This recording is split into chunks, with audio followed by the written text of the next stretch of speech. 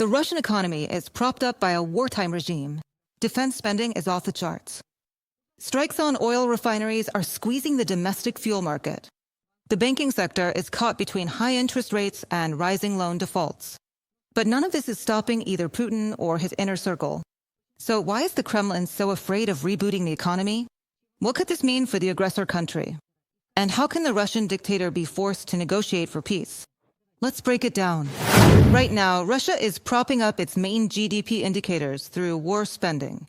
Those working in the defense industry have learned to make good money off blood over the 3.5 years of full-scale invasion. And of course, they couldn't care less that other sectors of the economy are suffering and that social spending has to be cut every time the budget is approved.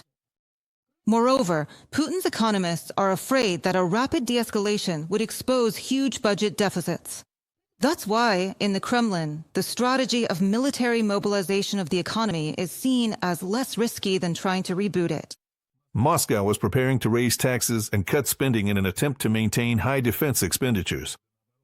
As the Russian economy is bursting at the seams under the strain of financing more than 3 years of war against Ukraine, total spending on defense and national security in 2025 will amount to 17 trillion rubles, which is the highest level since the Cold War and makes up 41% of total expenditures.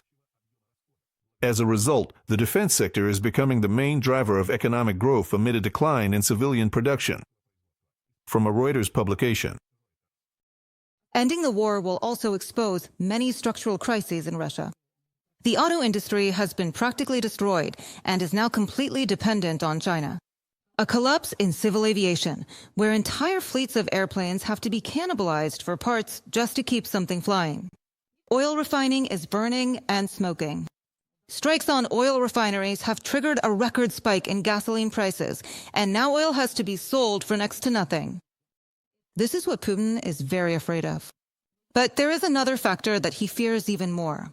And this is exactly what could force the Kremlin dictator to negotiate peace. Imposing full-scale sanctions on Russian oil is the most effective way to make Russia stop its war against Ukraine. This is a huge challenge for Putin. This is the greatest pressure that can be put on them. And President Donald Trump might take such a step. Let me remind you that the U.S. is the world's largest producer of oil and gas, and therefore can do things that have never been done before. Chris Wright, U.S. Secretary of Energy, on Fox News. Of course, Russian economists understand that the military budget artificially inflates the GDP. Tanks and shells do not improve quality of life or create long-term investments.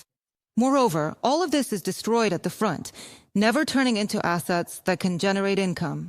Essentially, wartime GDP is a smokescreen that hides the budget deficit and the risk of market collapse. And soon it will no longer be possible to hide this information by telling citizens that everything is under control. I believe that the crisis, as a decline in GDP, an overall drop in GDP that can no longer be hidden from Western analysts or the International Monetary Fund, will begin at the end of October. No one is lending to Putin. China can only exploit Russia, selling expensive machinery and equipment there with a markup of about 50 to 60% and buying resources from Russia at a 15 to 20% discount. That's how China helps. That's what they call friendship. In Russia, the banking sector also relies on the lifeline of government contracts and military spending. Meanwhile, businesses and private borrowers are left without access to cheap loans.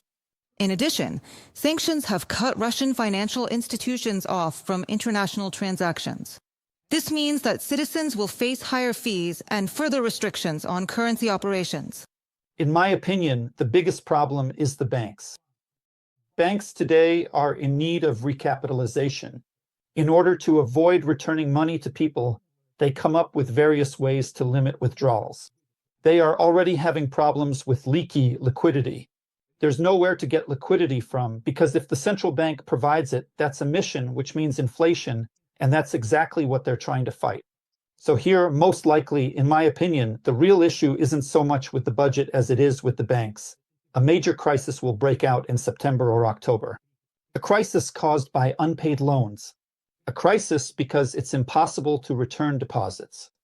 Perhaps the best metaphor to illustrate what Putin's war economy is like would be the situation with water supply in the occupied territories of Donetsk region. They try to push water through rusty, leaky pipes, the repair funds for which were stolen long ago. A new patch doesn't last long, and each new rupture just gets bigger and bigger. And while the authorities report that the system is working, ordinary people are forced to stand in line for hours with canisters or scoop water straight from puddles. Children's Hospital Podolsk. Water supplied to Abakumova. Will there be water supplied today? Diplomaries. Today, water will be supplied to Abakumova. Today, there should be water at Abakum. But the water never makes it. This is what it's like in the central city district of Makiivka. People are collecting water. Water is flowing everywhere, just not where it's needed. This is how people are collecting water. It's just unbelievable. Another example is the situation with gasoline. All through August, Russian regional media reported disruptions in fuel supplies at gas stations. The problem is especially severe in Primorai and in the occupied Crimea. At first, gas was only available with coupons at the stations, and then it disappeared completely. And now it has reappeared, but at a price of 80 rubles per liter. That's an all-time record. In the land of gas stations, fuel, which the aggressor has always profited from, has become a shortage and a luxury for ordinary drivers. And that means Ukraine is successfully pushing the aggressor state's economy toward collapse. From the latest statements by Russian Foreign Minister Lavrov, it's clear that Russia has no intention of stopping its bloody war. But that still won't stop the economic collapse. Oil and gas revenues no longer cover all the gaps. The military budget will eat away at the financial sector. Plus, the sanctions will only get tougher, which means there will be no access to new technologies or new markets.